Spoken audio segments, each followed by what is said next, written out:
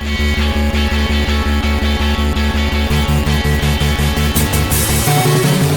back to The Short Game. This is a show about short video games, games that respect your time. I am Raygan Kelly, and I am joined this week by all of my awesome co-hosts. Laura Nash.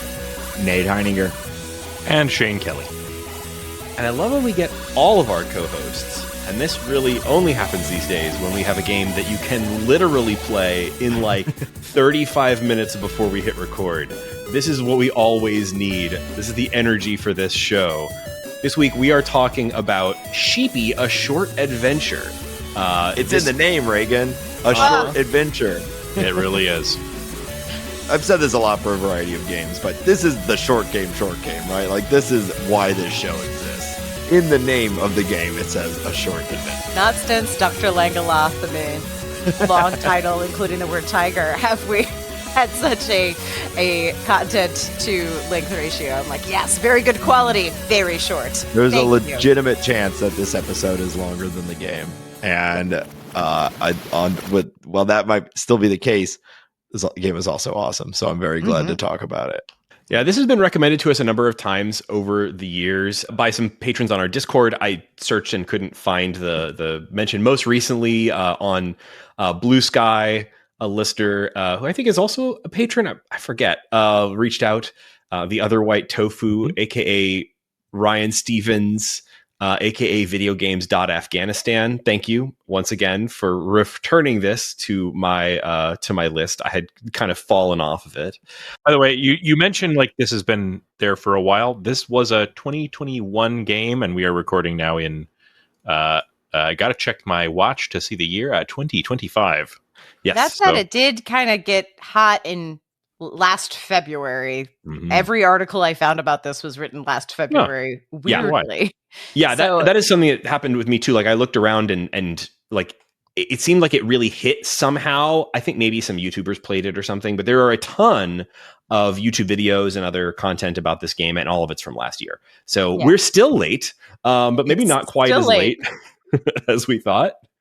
For some reason, the creator of this, whose name I believe is the Mr. Suicide Sheep, was pushing this game for a Steam Award in 2024. Did it just get on Steam? Is that why?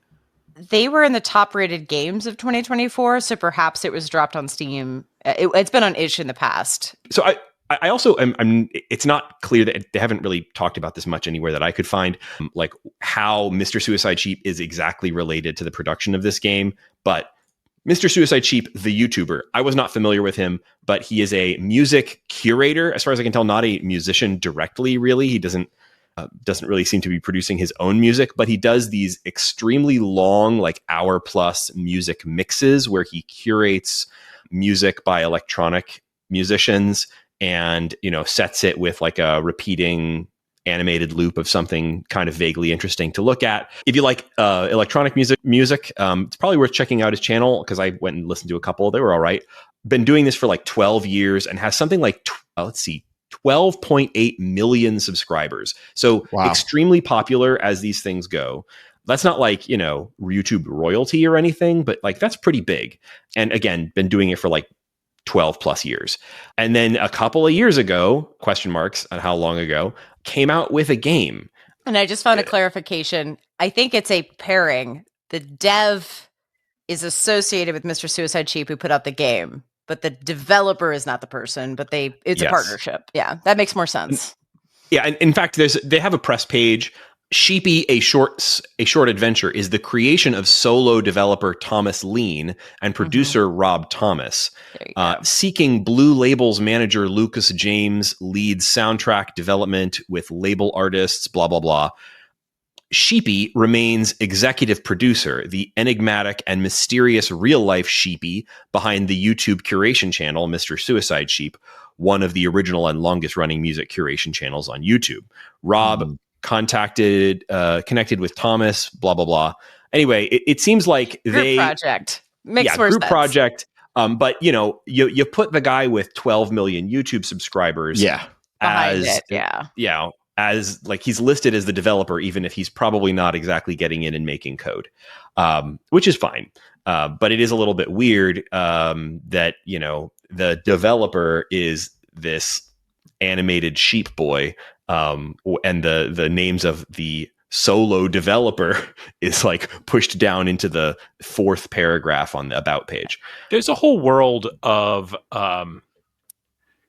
like online content creators that they have this whole their persona is getting more and more produced, and like there's the whole world of the VTubers and things like that, and nothing makes me feel as much like a brittle old skeleton as that. Like my online persona, until you forced me to turn my camera on, was literally just to talk into this microphone.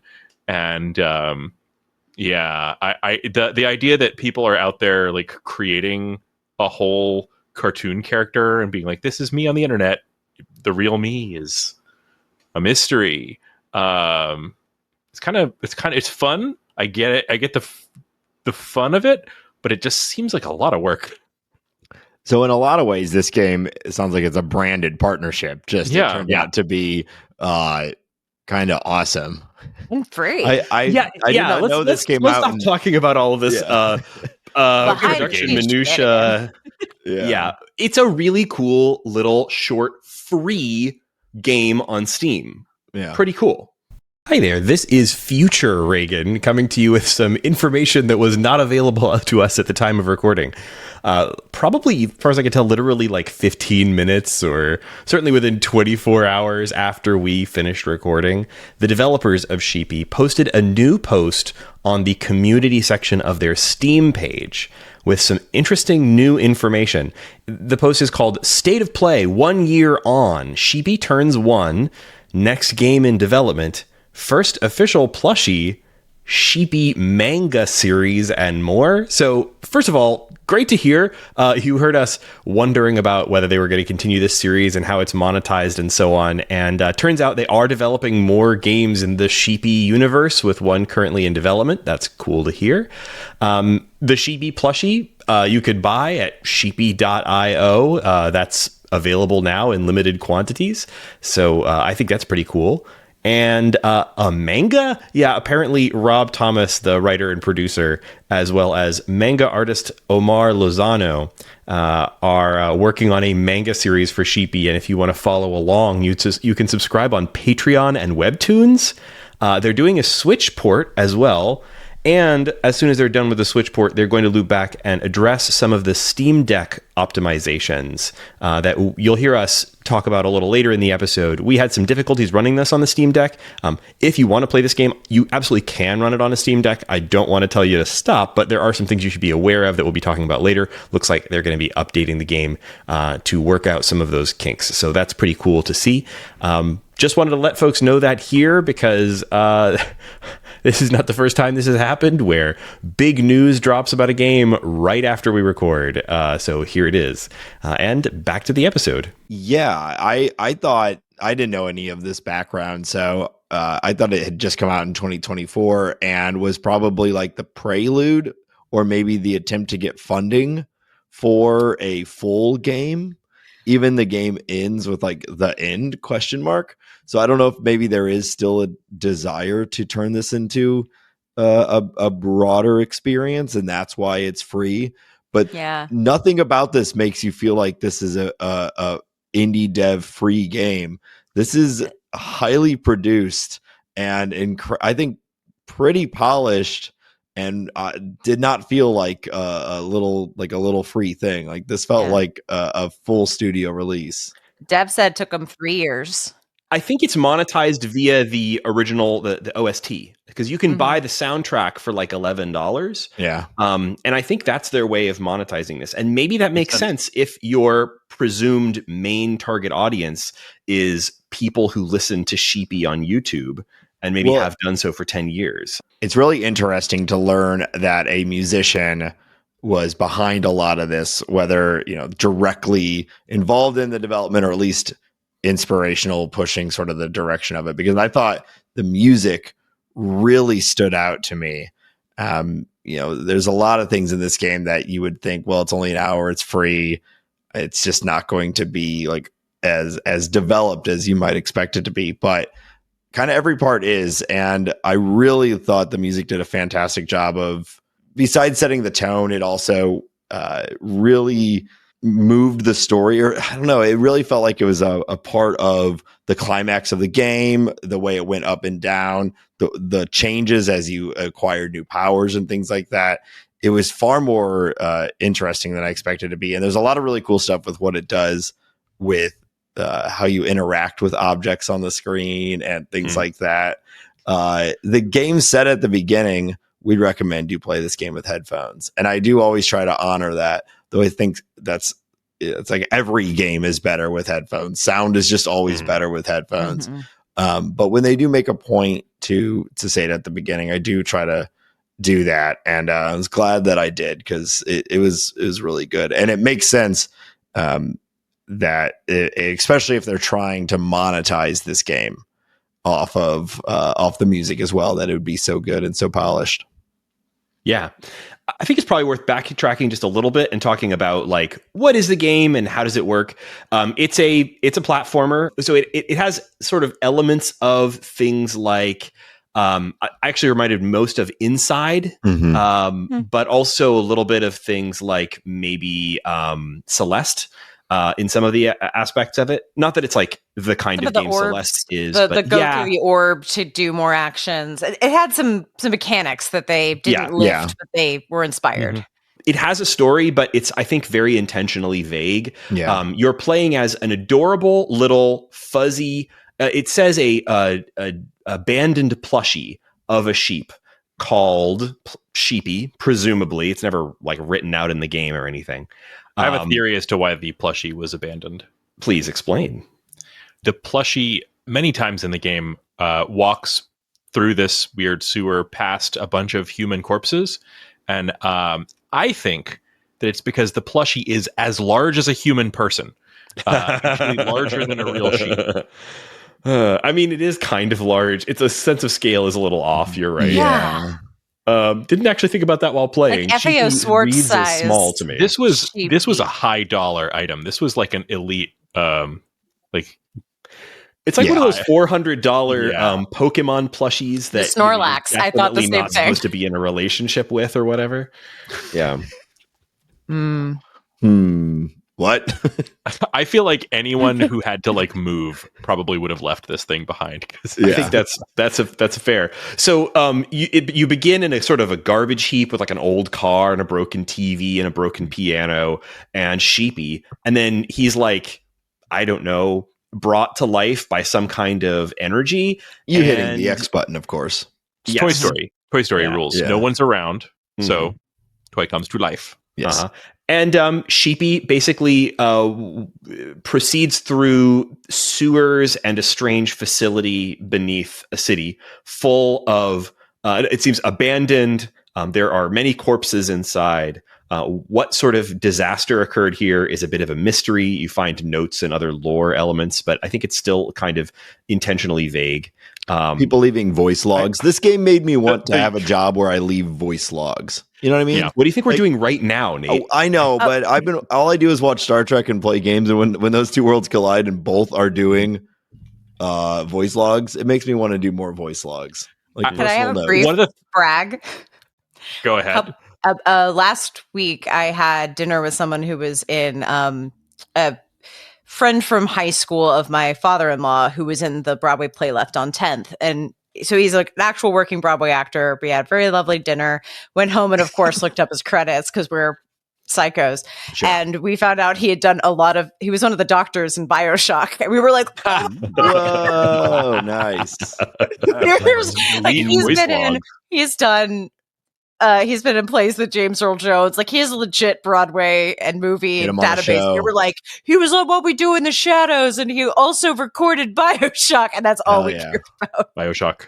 That's all. Anyway, he did a bunch of the voice recordings for BioShock. The voice recordings for this, it makes a lot more sense to me now that I know that Mr. Suicide Sheep is a YouTuber, because I was laughing when I saw who the voice actors were, because it was like all the names of these like French YouTube ASMR channels. It's very French. It's very French. Yeah, I don't know where the developers are from, but if it's not One Paris, I will eat my hat. The game it starts with, I think, a really interestingly like low mobility. Like Sheepy is very slow and has a terrible jump. Yes. And honestly, I loved that. It's very adorable watching him kind of toddle around.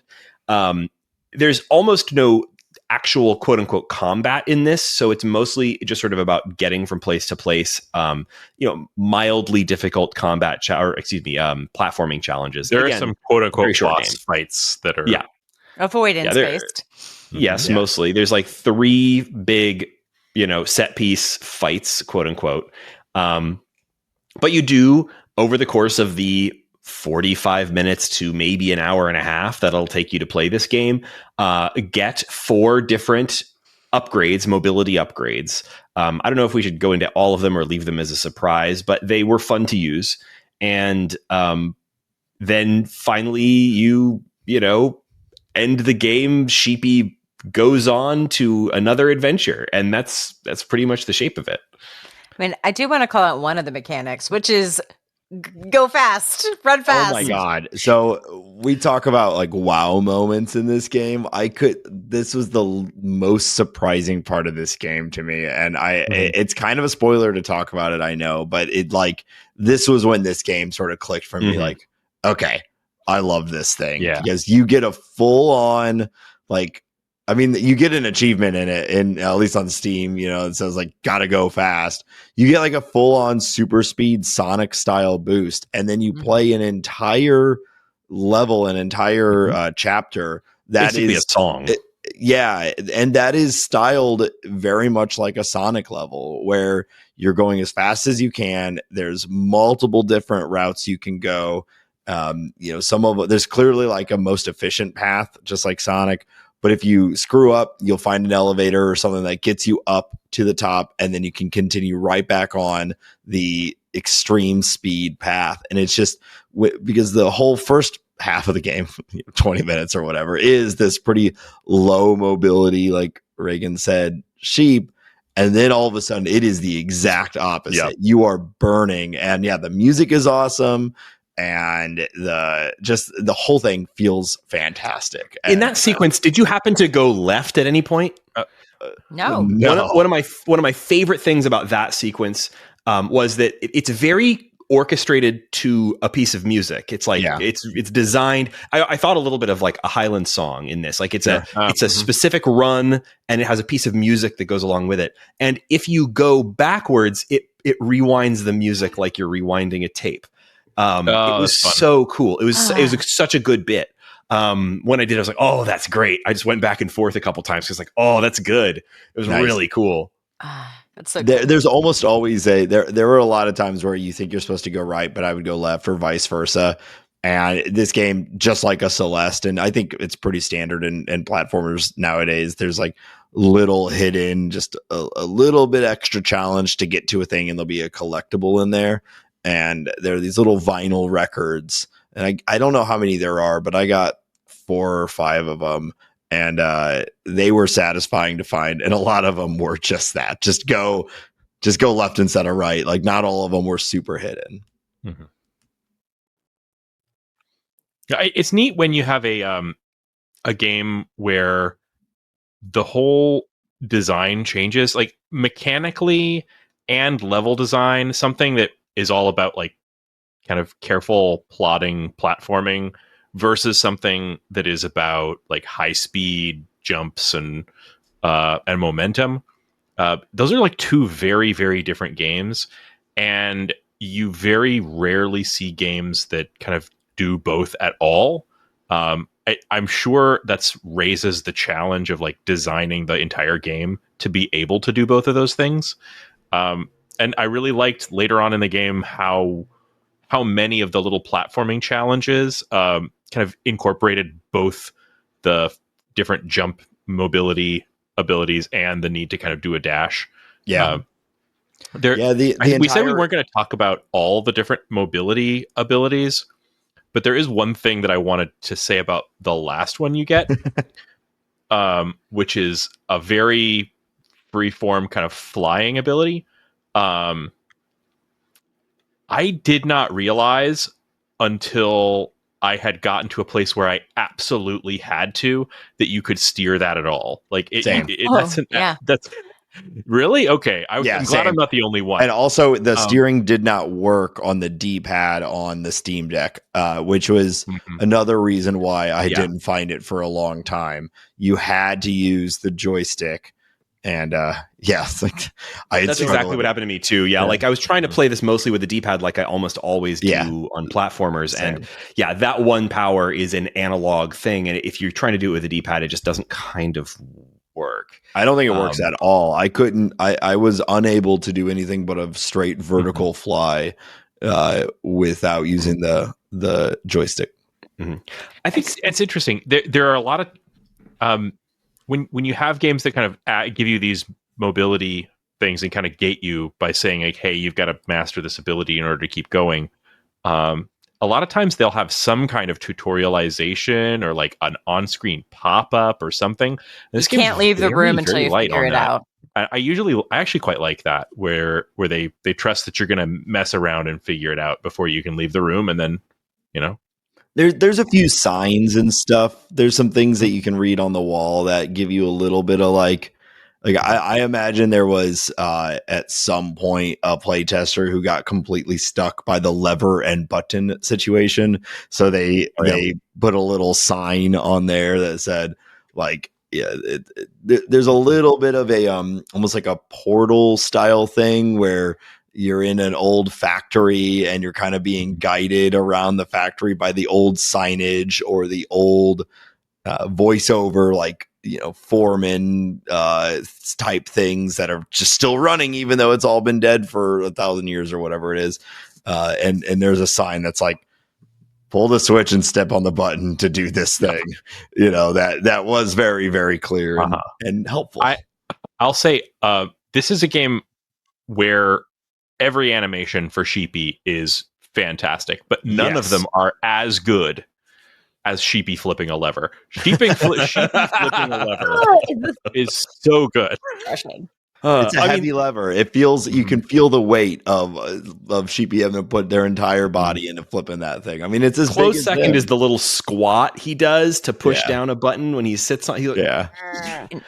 I read some animation books because I can't draw at all, but I really wanted to understand what makes some animations so alive and the squash and stretch, or the idea that you take a core shape and you know exactly what it looks like squashed and stretched, and that's a huge dynamite. Like, this sheep is the epitome of squash and stretch. It is not a little ball that kind of just vaguely moves. That whole sheep is just cavorting from side to side. Like, man, that sheep is one of the most dynamically, also just ridiculous amount of animations for a 1 hour game. Well, that's another one that when I was saying that before too, like, everything about this game makes you think it's a high dollar, fully produced, like full production company game, except for that it's an hour and that it's free, because the animations in this game are great between Sheepy and the boss fights and all that sort of surrounds that. I loved all that animation. The world, it wasn't necessarily groundbreaking. It's a, sort of an abandoned, falling apart world sort of thing, but it still looked great. And I loved that was great. Yeah, I loved the sense of scale. There are times where a lot of the game you're zoomed in pretty far and Sheepy takes up a good part of the screen, but there's sometimes where it zooms way out and Sheepy just is this little guy in this really big thing going on. And he's a little guy who goes around. He is. Well, I thought about that, Raygan. He's definitely, but we might not think he's a little guy unless those are tiny human bodies. According to Shane, which is a valuable option. Like, that is a very large sheep. He's a big guy who's going around. He's a chair that goes around. He's like one of those beanbag chairs. I would not be happy if a beanbag chair-sized sheep came to life. Yeah. Well, it depends on its intentions, Guys, I just discovered you can order a embroidered T-shirt that has Sheepy right on the chest. Like a little polo? Yeah, it's like, well, it's not like a polo. It's more like a t-shirt, but little tempting. Can you order Very the cute. 7.5 foot tall Sheepy plushie though? I believe not. And then the terrifying no, bear that is must also be out of huge. stock. Mm-hmm. So I have to mention that like I had a little bit of extra like awe with this game because I have kids and they have plushies, and there is a sheep plushie in our house that is named Lammy, and a bear plushie in our house that is named Bear, that are the most important two items in the house. If there was a fire, I would have to get those two things immediately after making sure my kids are safe. They are like the two most precious objects. Raygan, you have sewn trackers into both of those, right? Yes, I have. That is a parenting life hack for you all. If your children have precious stuffies that you simply cannot live or go anywhere without, just seam rip the bottom and stick an air tag in there. Has saved me many, many, many, many hours over the years. But I don't know. Seeing Sheepy fighting with, and I hope this is not too terrible of a spoiler, and later we've talked about most of the powers. I know it's an hour long and there's no story. The story doesn't matter. It's all visuals and music. Yeah. You could watch a video of this and still enjoy playing it. Like there's no narrative to spoil. And when Sheepy saves the bear at the end, or the bear saves Sheepy, I was like, "Aw, bear, Lammy, Bear and Lammy, we're friends." Yeah. But yeah, it's very, very cute and sweet. I just love the little sprites of them. Yeah. So we keep saying there's not a story, and it's true because it's incomprehensible, but there is many efforts at creating like a tone and a world. There's a lot of, you find a lot of notes. There was there's some sort of disaster. I kept waiting for us to find out that Sheepy is a mutant, like a born from goo sort of thing. I was thinking brought to life by a child's love or something, but there's lore, but no narrative. Yeah. That's the distinction I make. I assumed this was all to set the table for the funding for the full length game, right? Like there's a ton of stuff that there's just all these little drops of information and background that I figured once this is a 15-20 hour game or more, that like you'd explore these different things. Well, but hopefully I would love if it was just 5, but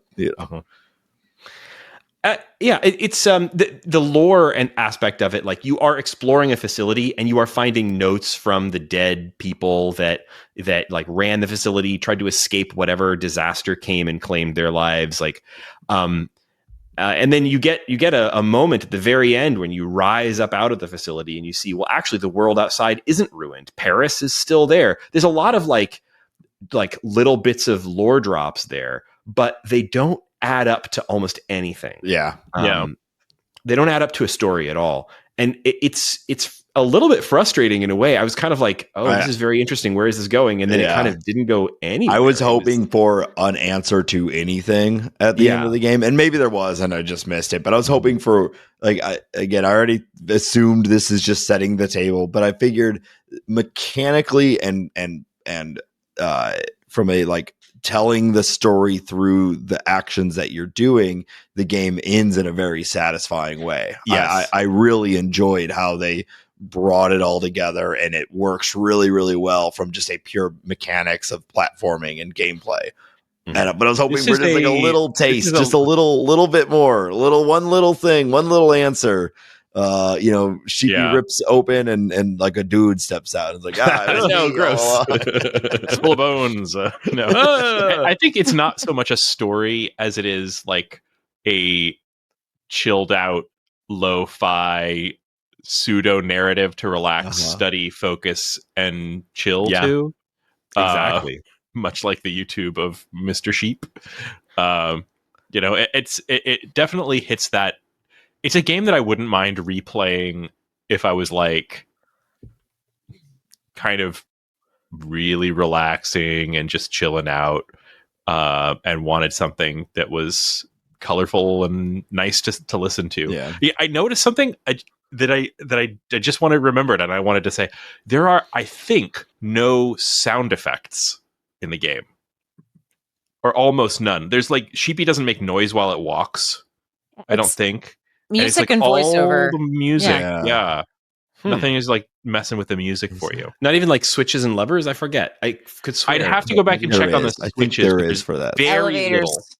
Elevators, yeah. Very but little. You're right. It's kind of light on like environmental sounds. It's more music forward. The fact that we can't remember is telling. Yeah.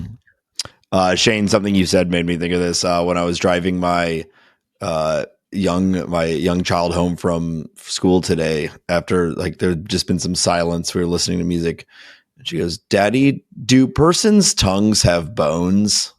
And that has been like haunting me. Now everyone listening and me all day have been doing that thing where you're just like a little more aware of your tongue, you know, and like thinking about if there was a bone. It has no bones. And I said, no, it's just muscles. And she goes, and blood. I said, well, yeah, of course there's blood in there. So that's all. You all get to have that now too. Great. My mouth feels super comfortable on this recorded format in my mouth. No, we have to keep talking. Our bone tongues. I wanted to quickly talk a little bit about getting this game to work on the Steam Deck, because this is a game that, like, I think all of us played this on the Steam Deck. It is actually like a really good Steam Deck game in a way. Like, it's short, it's easy to pick it up and check it out. It's free. It's on Steam. You don't have to go like install a launcher to get it off of itch or anything like that. So, you know, A+ Steam Deck game, but also it's real broken on the Steam Deck, and it's worth talking a little bit about how that works. I played on my Parallels with a controller because y'all had told me that Steam Deck didn't work. Yeah. And it worked for you? It worked okay with an Xbox controller. So the strange thing about this one is, first of all, it scales a little weirdly on the Steam Deck. It looked fine as far as I was concerned. But on my LED or LCD one, I don't know. I almost switched to something else because I thought it didn't look that great to me. Like, I could tell the game looked great, but the way it was being presented on my Steam Deck, it was a little blurry in a way that I didn't really enjoy. But not well. I know that all our listeners are as excited as I am to hear Raygan tell us about the shape of the pixels in this. Oh, no, they're fine. The pixels here are great. There's not much to say. I don't know, Raygan. I thought some of them were scaled in a very unusual way. Am I being owned? No, the pixels here look great, man. This is a great. How dare you? Game. Lightly trolled. That's right. No, I but what I was trying to talk about was the controls, which this is one of those situations where, like, it's almost a meme if you're like into Steam Decks lately, that like games will be like marked as unplayable with a big X on the Steam Deck compatibility little, thing on their Steam page. And what that means is it plays perfectly as long as you know what to do one weird trick. And you have to go look in the Steam comments to see what that is. Practically everything you try to play on the Steam Deck that isn't specifically like a multiplayer game with anti-cheat works. Almost everything works. And an indie game like this, it's almost a sure thing. And when this was marked as unplayable on the Steam Deck, I was like, what is going on there? And so, of course, you do your research. I checked the ProtonDB, which if you're a Steam Deck or Linux gamer, you should know about. The ProtonDB, which is protondb.com, is a community website where people will rank how playable games are under the Proton compatibility layer, that is what Valve uses on the Steam Deck and what lots of folks use on other Linux-based systems.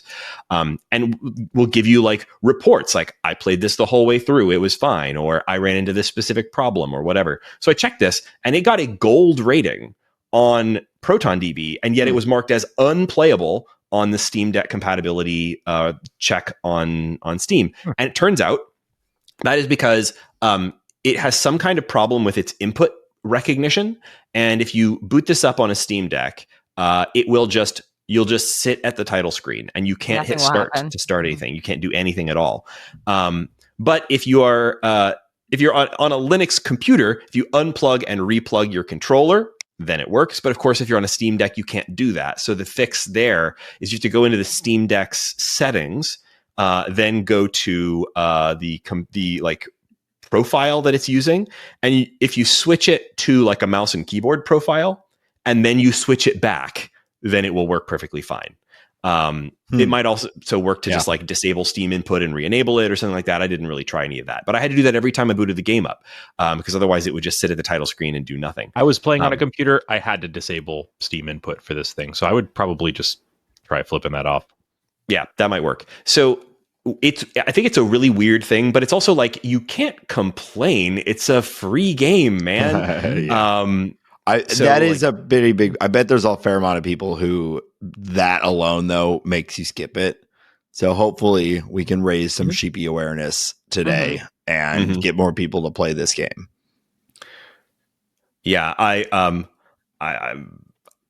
know that we now have a bunch of Steam Deck listeners. We had that Steam Deck episode up recently. I got a lot of engagement and comments and so on. So to all of you, hey, cool free game, and you just have to know one weird trick. Always check the Steam community page. Sheepies love this games. One weird trick. Or else you can't get past the title screen, which is kind of a bummer. Yeah, you just can't do anything. YouTube thumbnail for this episode. One weird trick to get past the title screen. You jest, but I might absolutely do that for the SEO or algorithm, something like that. So is there anything else to say about Sheepy, or should we move on to what's making us happy this week? I don't know. I've said it a bunch, but I thought this game was great. I'm super glad that we played this, even late or whatever. It was a ton of fun, and I do hope that we get more. Yeah, I hope we see more from this development team, even if maybe I don't know if they're still working with Mr. Suicide Sheep or not, but I think he had a good influence on this. At least the music was really killer, and clearly these devs know how to make good sprite art. So, bring it on. Give me another one. Make it about the bear next time. The bear was cool. Patches. Yes.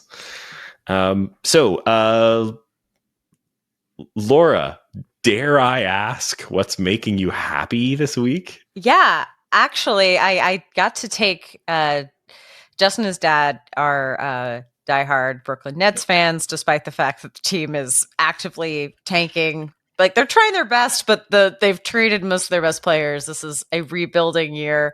So it's a really rough team. But Justin's dad wasn't feeling well, so I took a seat at the game last night. And oh my God. So sorry for you two boys from Houston on the call, but so the backstory to this game was that the Nets played the Rockets and won, and the Nets are way worse of a team than the Rockets and should not have, the Rockets should not have lost the game. And then the Rockets coach went on something and said, our team really shouldn't have lost to a lower tier team like that, which then pissed off the Nets, who were like, how dare you, sir?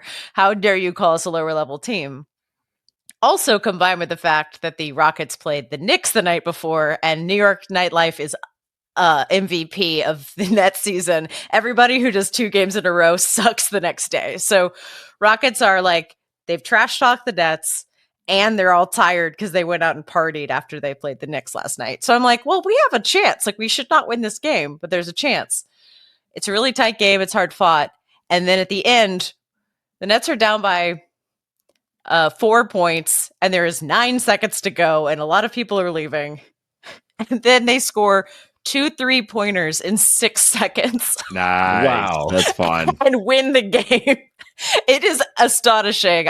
Look at YouTube and think about what it's like to be. The other thing is, because we're in Brooklyn and Houston, every time there's a big city opponent, half the stadium is fans of that team. So it is like the hometown crowd is literally half the stadium is in red and yelling every time Houston scores. And then every time Brooklyn does, the season people are. So there's a really intense back and forth. So Houston fans are celebrating prematurely, and then 2 3-pointers in 6 seconds. high five strangers. Like, I have not seen Justin that happy in a long time. It is astonishing that I went to one basketball game this season and that was it. Yeah, that's fun. This is going to be on highlight reels all year. Live sports are fun. I've been thinking about getting into basketball, Laura. Like, there's not a team in St. Louis, but the WNBA is very likely coming to St. Louis. So the WNBA is really fun to watch. Yeah. Everyone's dating each other. So that's the other part of the WNBA is they're all married or dating each other or their exes. So you get to be like, oh man, she's playing her ex-girlfriend. Like, when she dunked on her, that you could tell 100%. She was letting out some. Well, I didn't know any of that in the NBA. Yeah. Like, think about the NBA if they were all dating each other. That's the WNBA. That would make the NBA far more interesting if they were all dating each other. And all of the WNBA is dating each other. Nice. Okay. Highly recommend. Well, anyway, I'm not a huge sports fan, but when I go see a game, I'm like, oh yeah, maybe I should do this more. I'm a big sports fan of one or two sports, but other than that, less so. But I will always contend that any live sporting event, if you at least pretend to care, if you just pick a team and just decide in that moment that you care more about them winning than anything else in your entire life, it can be a lot of fun. Just lean into the moment and have a good time. And I think live sports, like whatever the sport is, it could be having fun. Someone like just Googling, like, what's the story behind these two teams tonight? Like, is there any gossip? Like, really helps watch because you're gonna be like, I knew going in that the Rockets were a good defensive team. And I knew this gossip, and that was fueling me the whole time. I can't say I've ever done a pre-game gossip search, so I need to update. I need to update my game here, I guess. I mean, absolutely. What are you even doing on sports? Yeah, man. What do you miss? You're missing out. Apparently. Well, I have a couple things that have been making me happy this week. One doesn't bear much talking about, but I started actually running for the first time in years. I've been so sedentary, zero actual physical activity. Having kids did that to me, but also honestly, I was pretty sedentary before that, So, but I'm just to hell with it. And I've started running, after dark, after the kids are in bed, which is a little bit spooky, but that's been cool. And I've been actually feeling really good. I didn't know, not gotten that far yet, cause hell yeah, Raygan, that's awesome. I didn't know that. This is a lot like where I started with cycling. I'm doing it almost exclusively at night, which is extremely creepy to be road cycling at night. Safe and cool. Yeah. And I made it extra creepy for myself by mainlining horror podcasts and audiobooks while I did it. Nice. So I can't recommend that enough if you really want to get your heart rate up. But I was going to, in the spirit of because that's boring, in the spirit of things that Raygan usually brings to this segment, I bought a thing, so I can show you a tech thing that I bought. So this is the other thing that's making me happy this week is I'm going to show it to the camera for the audio people at home. You won't see, you're not missing much. It's a rectangle. This is something called a terminal, spelled TRMNL. And it's just a really neat little project that is mostly open source. And it's a small 7-inch e-ink screen that is very low power. It'll run for 3 to 6 months on a charge. Wow. And they have a web backend for it. And the idea is that you can use this low cost. It's not that low cost, honestly. It could be a little cheaper. It's $129 or maybe $125 for the thing. And it's really lightweight. And it's got a little picture hanging thing, hardware on the back, or it's got a little stand. But the idea is that this can be a little dashboard, and it has a plug-in system that you go through the web to configure. And you can hook it up with things like your calendar or your YouTube account to get stats, or pretty much anything. In fact, they have a lot of developer options to get data onto it if you want to kind of roll your own. But the cool thing about it is that it's e-ink. E-ink always looks cool to me. It's kind of low res, it's 800 by something pixels, I forget, but low enough that it looks kind of like an old Mac screen to me, and that kind of vibe, or maybe a Playdate or something. And I've just been, but it's also lightweight enough and battery lasts long enough that you could command strip this to your fridge or something, which is actually what I'm planning to do once I get it fully set up, and just leave it. and take it down to charge it once or twice a year. So I thought that was a really cool idea. They've implemented it really well. And they've also sort of future-proofed it. Like you can hack it and install your own firmware on it, or you can run the web service yourself, locally hosted if you want. So it's kind of like it's open enough that I feel like it's not, even if this particular thing vanishes, it's still a cool project that you could potentially keep going on your own. So if you have a use for having a little low-res black and white screen that shows you like office quote of the day plus your next 5 calendar events, this is a really good way to do that. It's cheap and it was kind of neat, so thought I'd recommend it. I heard about it on a couple of podcasts. A few YouTubers were recommending it and so on.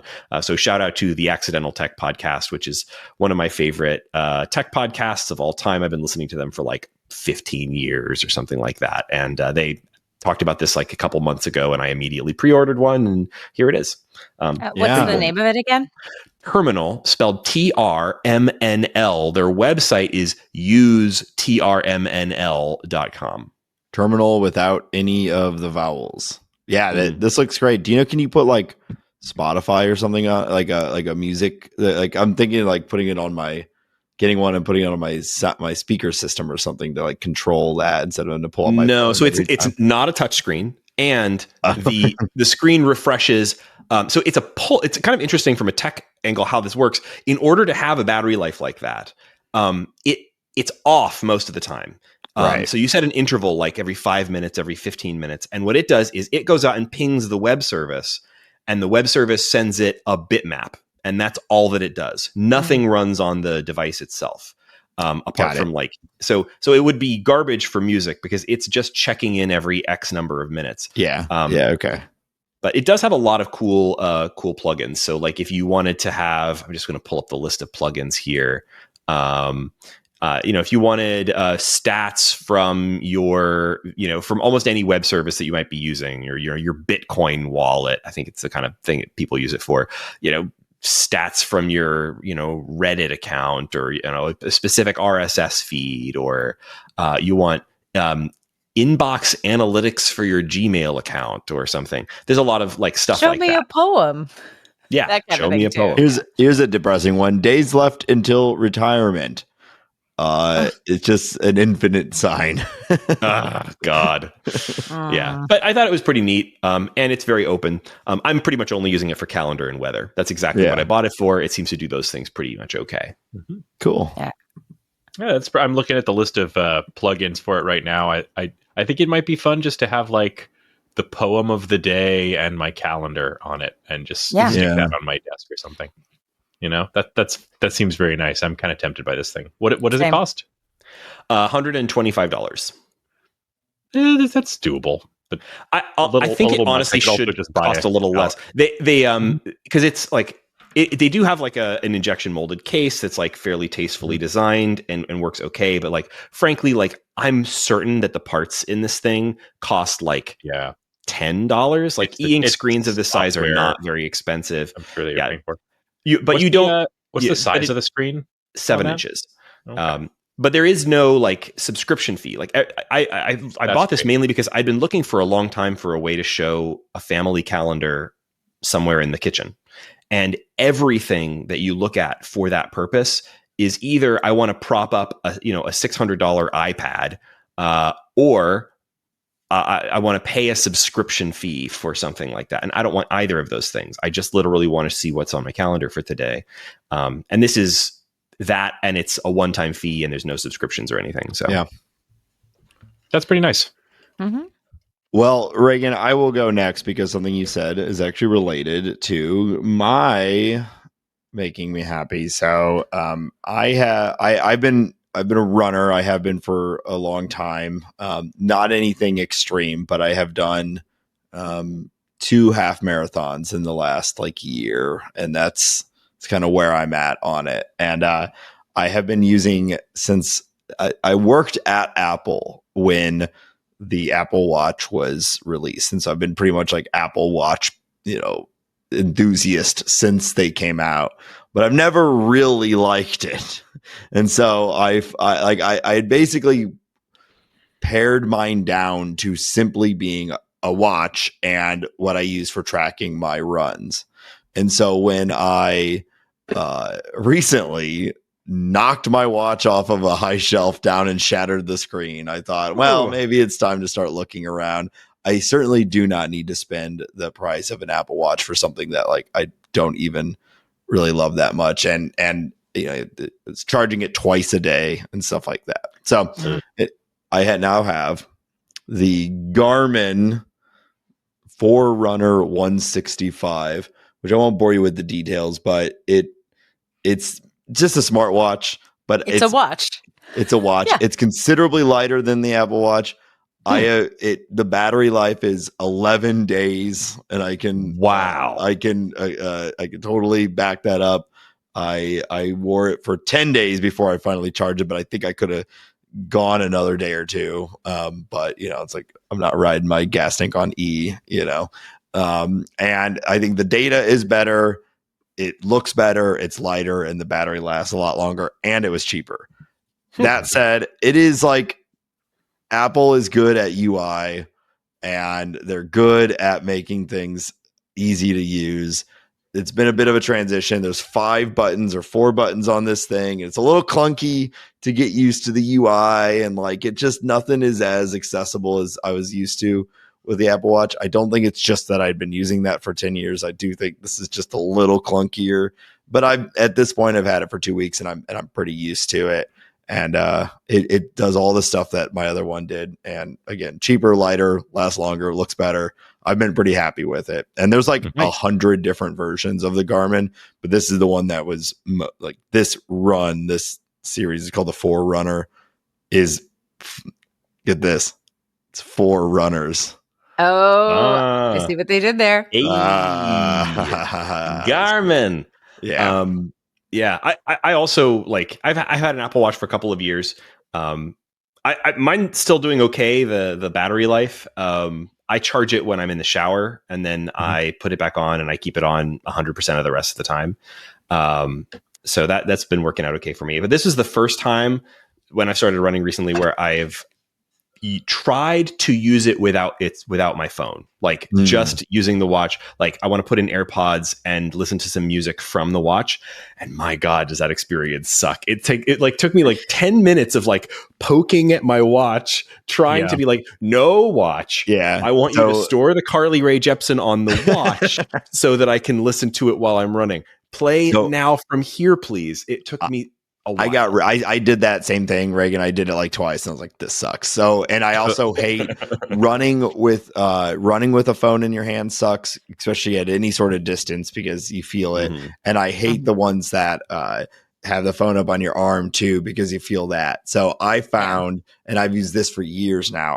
I've bought replacement pairs as I've worn them down, but I have these running shorts that have an inner compression like sleeve basically on your thighs, and they stitched into that a slot for your phone, so your phone slots in and is compressed against your thigh, and you can feel it. Like where on your thigh? Like on the like side, inner thigh, like up in there. You know, really? No. I do Ring Fit, and that's like where the controller goes. That's like where they make you put part of the switch in, like your upper thigh. So, like the fact that I can deal with that makes me think I could deal with it. Yeah, no, it's on the outer, like right thigh, about halfway, like right dead center of the meat. You know what I mean? And so, like it feels a little.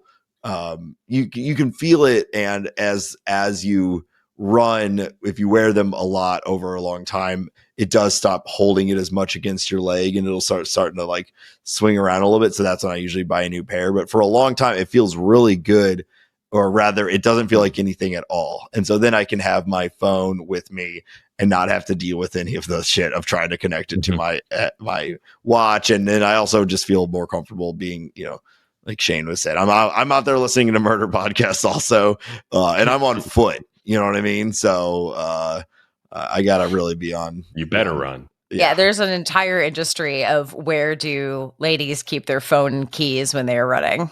Yeah, to not get murdered. Like, it is funny. I never thought about the fact that there are maybe fewer, like for men, you had to like go look for a custom solution. Cause like every time I think the word running, Meta is trying to get me to buy new products to put my keys in, well, so I don't get murdered while I run. So yeah, I have fully resisted like custom cycling clothes. I own a cycling hat, and that is it. I will go for. I hate this about myself. I'm not proud. I will go for full cycling workouts in like jean shorts and like I've done it. Well, at least khakis. you're looking good then, you know. Yeah. But what you were saying, Raygan, about well, actually both talk about watches and about e-paper makes me ask, do you guys remember the Pebble? Mm-hmm. Yeah, so Pebble was an e-paper smartwatch that had like it used the e-paper for the screen. It had ridiculously long battery life and kind of fairly minimal, simple, straightforward features, and just kind of a nice design to it. It launched on Kickstarter back in 2012, and they sold a bunch of them. I really wanted one at the time, but then the company was bought by Fitbit, who then later, I believe, was bought by Google. And so Pebble hasn't existed for a long time.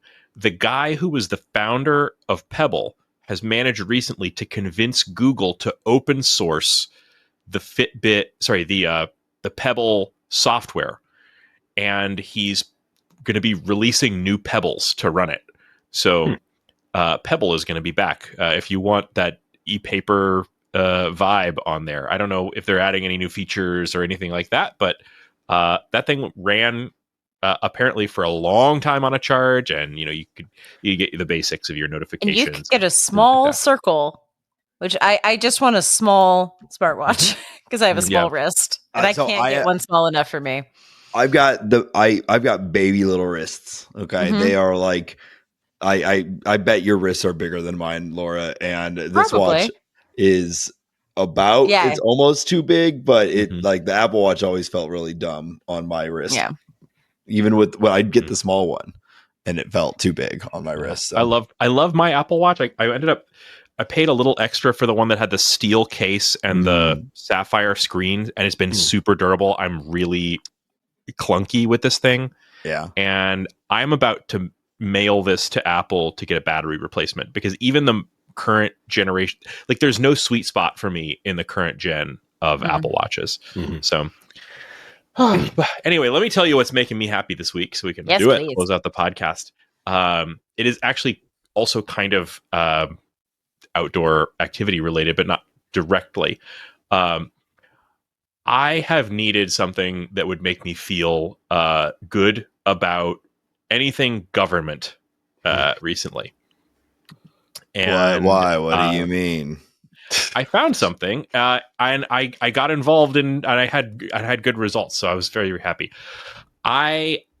Near my house, there is a bridge that goes over it's really more like an underpass. There's a large 4-lane road that is, I guess, technically a highway, and it is between me and all the really nice parks that I'm next to. And my neighborhood is pretty darn well served with bike lanes, including one that goes over this bridge. In Houston, Houston has a mayor right now who has a reputation for just pulling out bike lanes. He's not a big fan of mobility that's not cars. And they pulled out the bike lane on my bridge.